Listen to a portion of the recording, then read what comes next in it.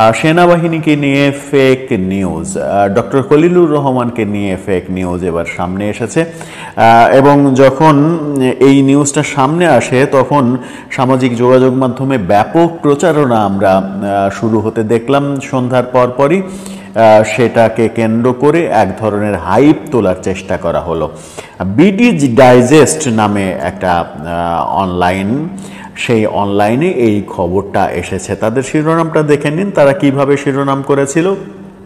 এবং তারা এই শিরোনামটা করার পরে সেটা যখন ভাইরাল হতে শুরু করলো, সেখানে তারা বলার চেষ্টা করছে বাংলাদেশের সকল সেনানিবাসে জাতীয় নিরাপত্তা উপদেষ্টা এবং হাই রিপ্রেজেন্টেটিভ খলিলুর রহমান ওরফে রজার রহমানকে অবাঞ্ছিত বা নিষিদ্ধ ঘোষণা করা হয়েছে।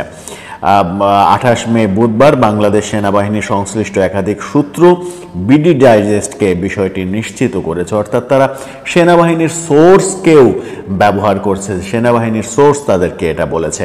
তথ্যসূত্র জানিয়েছে বাংলাদেশের কোনো সেনানিবাস এবং সেনা সংশ্লিষ্ট গুরুত্বপূর্ণ স্থাপনায় খলিলুর রহমানের প্রবেশ অনুমোদিত নয় মর্মে ইতিমধ্যে নিরাপত্তা প্রহরার দায়িত্বরত মিলিটারি পুলিশকে মৌখিকভাবে নির্দেশনাও দিয়ে দেয়া হয়েছে। এদিকে সরকারি সূত্রগুলো ইঙ্গিত দিয়েছে খলিলুর রহমান যে কোনো সময় পদত্যাগ করতে পারেন। সাম্প্রতিক সময়ে খলিলুর রহমান ওরফে রজার রহমানকে নিয়ে দেশ জুড়ে নানা ইস্যুতে ব্যাপক সমালোচনা চলছে। এরই মধ্যে তিনি সোমবার কাতারের দোহা সফর করেছেন। এমন সময় এই সফর যখন মিয়ানমার রাখাইন রাজ্যে প্রস্তাবিত মানবিক করিডোর নিয়ে বিতর্ক জোরদার হয়েছে। একই সঙ্গে বাংলাদেশ সেনাবাহিনী জাতীয় সার্বভৌমত্ব রক্ষা, গুরুত্বপূর্ণ রাষ্ট্রীয় সম্পদের নিরাপত্তা ও দেশব্যাপী আইন শৃঙ্খলা রাখার ব্যাপারে দৃঢ় অবস্থানও পুনর্ব্যক্ত করেছে। ঢাকা সেনানিবাসে আর্মি অফিসার্স মেসে সাংবাদিকদের সঙ্গে আলাপকালে সেনাবাহিনীর সামরিক অপারেশন পরিদপ্তরের একজন কর্নেল মর্যাদার কর্মকর্তা বলেন, সেনাবাহিনী ঐক্যবদ্ধ, আমরা বাংলাদেশ মিয়ানমার সীমান্তে কোনো আপোষ করিনি। এটি আমাদের দেশ এবং আমরা যে কোনো মূল্যে এর সুরক্ষা দেব। সেনাবাহিনীর এই ব্রিফিং খলিলুর রহমানের দোহা সফরের কয়েক ঘন্টা পরে অনুষ্ঠিত হয়।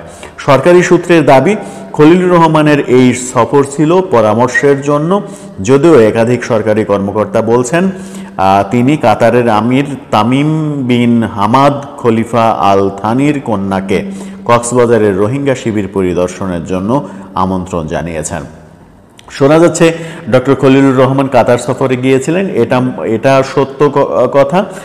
তিনি কাতার সফর করে এসেছেন, কিন্তু সেনাবাহিনীকে কেন্দ্র করে সেনাবাহিনীর সব জায়গায়, সব সেনানিবাসে ডক্টর খলিলুর রহমানকে অবাঞ্ছিত ঘোষণা করা হয়েছে। এই খবর যে বিডি ডাইজেস্ট দিচ্ছে সেটাকেই ফেক নিউজ হিসেবে উপস্থাপন করছে বাংলাদেশ আর্মি। বাংলাদেশ আর্মি থেকে সংবাদ বিজ্ঞপ্তি দিয়ে সেটা প্রকাশ করা হয়েছে এবং সেই সংবাদ বিজ্ঞপ্তিতে দুটো ছবি ব্যবহার করা হয়েছে।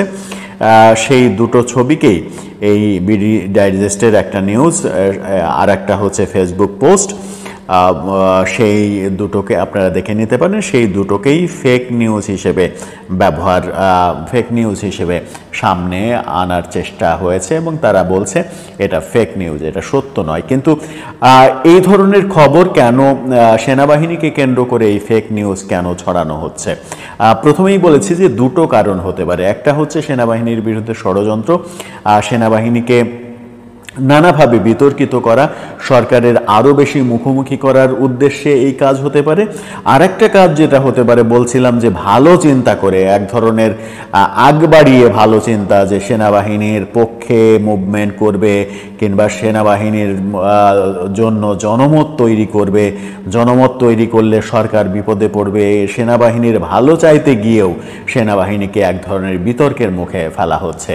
এই দুই কারণেই যদি সেনাবাহিনীকে নিয়ে এরকম ফেক নিউজ ছড়ানো হয়, সেটা আমার মনে হয় যে তাতে করে অনেক সত্য নিউজ ধামাচাপা পড়ে যাবে। অনেক সত্য নিউজকেও মানুষ ফেক নিউজ হিসেবে ভাবতে শুরু করবে। সেনাবাহিনী সম্পর্কে যে কোনো খবর সামনে আসলেই মানুষ প্রথমে ভেবে ফেলবে ফেক নিউজ। সেনাবাহিনীকে নিয়ে যা আসে সেগুলো তো ফেক নিউজ। এক ধরনের প্রচার তো ভারতীয় মিডিয়াতে আমরা দেখছি।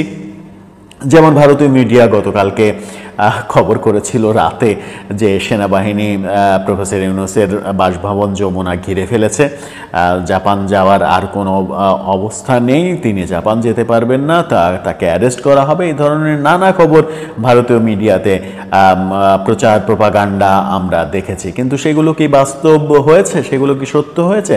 সেগুলো সত্য হয়নি।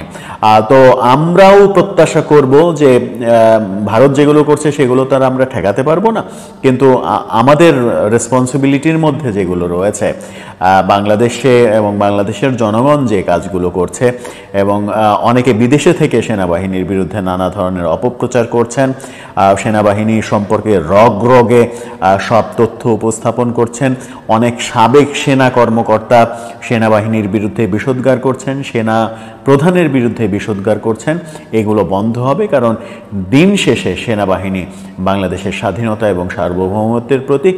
সেই বাহিনীকে বিতর্কিত করলে দেশ বিতর্কিত হবে, দেশ ক্ষতিগ্রস্ত হবে। দর্শক, আপনার কি মনে হয় এইভাবে সেনাবাহিনীকে বিতর্কিত করা এবং তাদেরকে নিয়ে এই যে ফেক নিউজের ছড়াছড়ি, এর পেছনের মূল কারণটা আসলে কি?